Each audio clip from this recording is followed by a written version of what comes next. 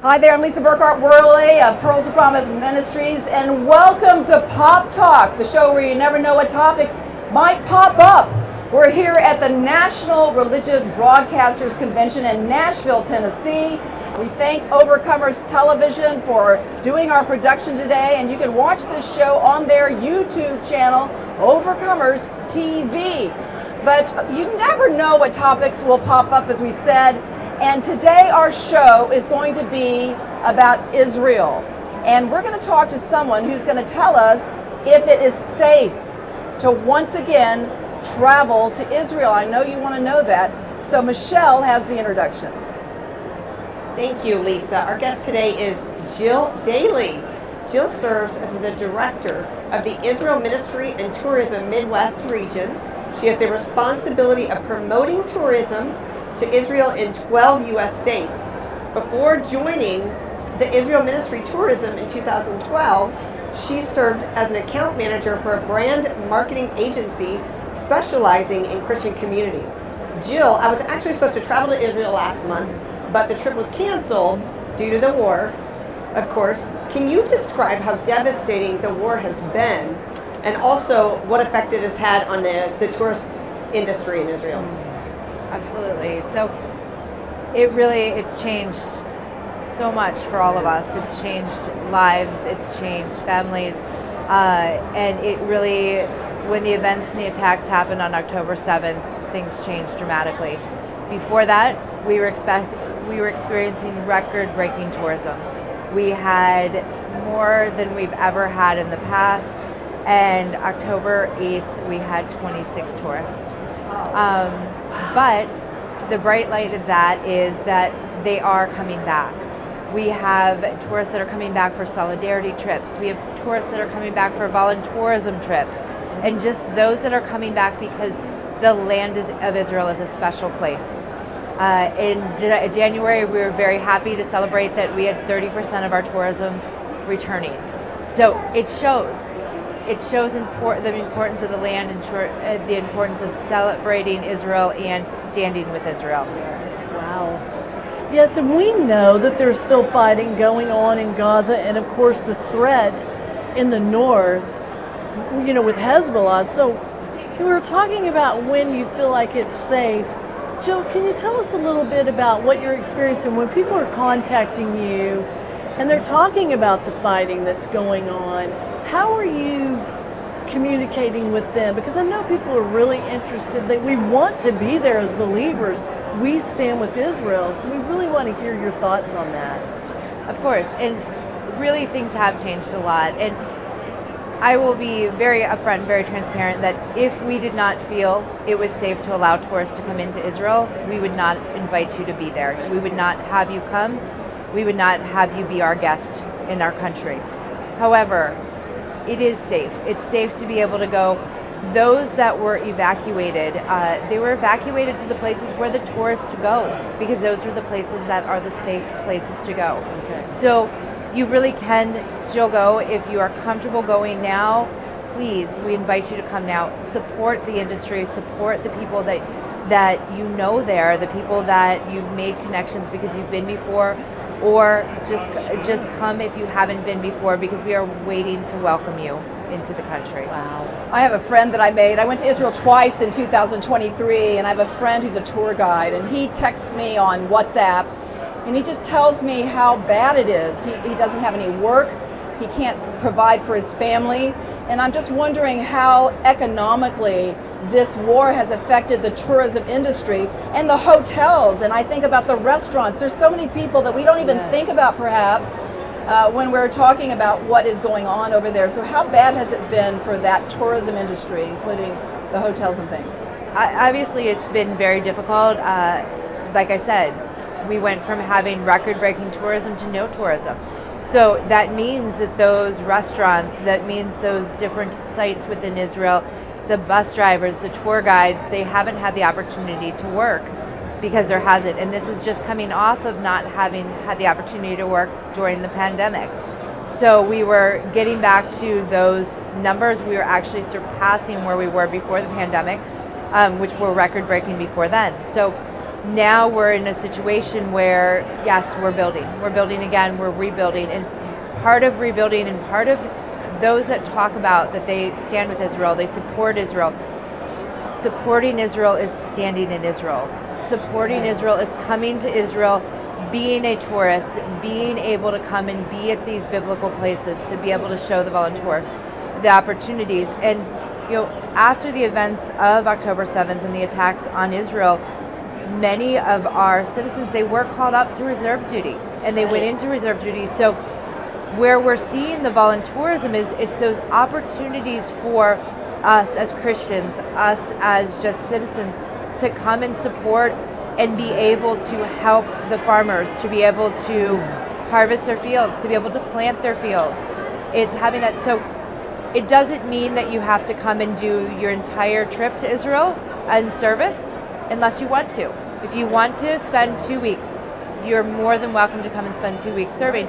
If you want to be able to just spend a day volunteering, but then going on to tour and to see the biblical places, walk in the footsteps of faith and walk in the footsteps of Jesus. Those places are open, and we are waiting to welcome you with open arms. Have you ever seen in your history with Israel tourism, you've been there like 12 years, right? I have. Have you ever in your history seen anything as bad as what's been going on with this war? No, we've been through situations in the past, and again, like I said, we come to times where we have been to situations in the past where we've said it's not safe to come, but it's gone quickly. We've come out of that quicker. This is definitely something much worse. What happened on October 7th was horrific, and it affected so many, and it affected not only the Israelis, but it affected us here. It affected people around the world because you have loved ones. You said you have a tour guide that you talk to, and you talk to often. What was the first thing you did after October 7th? I know for us, we were scrambling, calling our friends. We were scrambling, calling the people that we loved, asking, "Are you okay?" We're talking praying to our for friends you. in Israel. Yes, And that's really supporting, and that support and those words of encouragement were a bright light after. But the bright light now is being able to come back and being able to go to Israel again. Absolutely. How has the war changed how you and your company do your jobs?